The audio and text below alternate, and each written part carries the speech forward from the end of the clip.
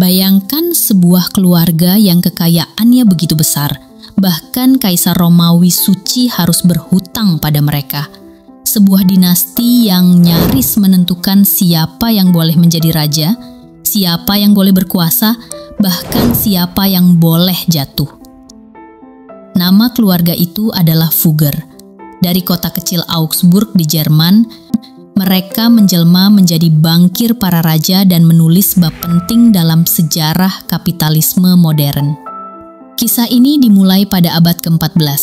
Hans Fugger, seorang penenun sederhana dari Augsburg, datang ke kota ini sebagai imigran dari Tirol. Awalnya, keluarga Fugger hanyalah pedagang kain.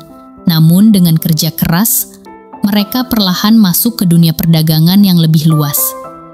Generasi demi generasi, keluarga ini memperluas jaringan dagangnya. Tapi titik balik datang pada Jacob Fugger yang kemudian dikenal dengan julukan Jacob the Rich. Jacob Fugger lahir pada tahun 1459. Sejak muda, ia dikirim ke Italia untuk belajar perdagangan dan perbankan. Disinilah ia menyerap ilmu dari pusat keuangan dunia saat itu, Venesia. Kembali ke Jerman, Jacob mulai memperluas usaha keluarga. Ia tidak hanya berdagang kain, tapi juga terjun ke bisnis tambang, tembaga, perak, dan merkuri di Eropa Tengah. Tambang inilah yang mengubah Fugger dari pedagang kaya menjadi konglomerat internasional. Dengan kekayaannya, Jacob mendirikan sistem pembiayaan yang modern pada zamannya. Ia memberi pinjaman pada bangsawan, paus, bahkan kaisar.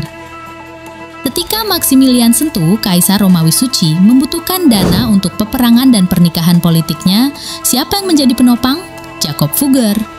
Puncaknya, pada tahun 1519 ketika Charles kelima mencalonkan diri menjadi Kaisar Romawi Suci, biaya kampanye elektoralnya mencapai jutaan gulden. Dana itu sebagian besar berasal dari Jacob Fugger. Dengan kata lain, tanpa Fugger, mungkin Charles kelima tidak akan pernah naik tahta. Keluarga Fugger menjadi kingmakers sejati.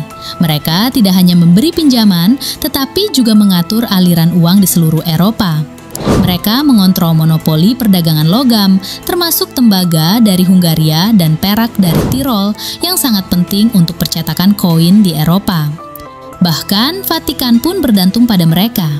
Ketika Paus Leo X ingin membangun Basilika Santo Petrus di Roma, dana besar dikumpulkan lewat penjualan indulgensi. Siapa bangkir di balik logistik dana itu? Lagi-lagi Fugger. Bisa dikatakan gereja terbesar di dunia itu sebagian berdiri di atas fondasi uang keluarga Fugger. Namun di balik kejayaan ada sisi gelap.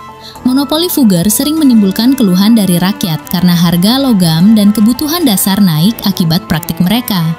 Banyak sejarawan menilai Fugger adalah salah satu contoh awal dari kapitalisme monopolistik. Setelah wafatnya Jacob Fugger pada tahun 1525, kekuasaan keluarga ini tetap bertahan selama beberapa generasi. Mereka membangun Fuggerei, kompleks perumahan sosial di Augsburg yang hingga kini masih berdiri salah satu perumahan sosial tertua di dunia. Namun seperti banyak dinasti lain, kekuasaan mereka perlahan memudar. Faktor politik, peperangan, dan munculnya kekuatan finansial baru seperti bank-bank di Belanda dan Inggris membuat dominasi Fugger redup di abad ke-17. Meski begitu, jejak mereka tetap abadi. Fuggerei masih ada, arsip-arsip bisnis mereka menjadi sumber sejarah penting, dan nama Fugger tetap dikenang sebagai salah satu dinasti finansial terbesar dalam sejarah Eropa. Kisah Fugger adalah bukti bagaimana uang bisa menjadi alat paling ampuh dalam sejarah. Dari seorang penenun sederhana, mereka menjelma menjadi kekuatan yang bisa mengubah jalannya Eropa.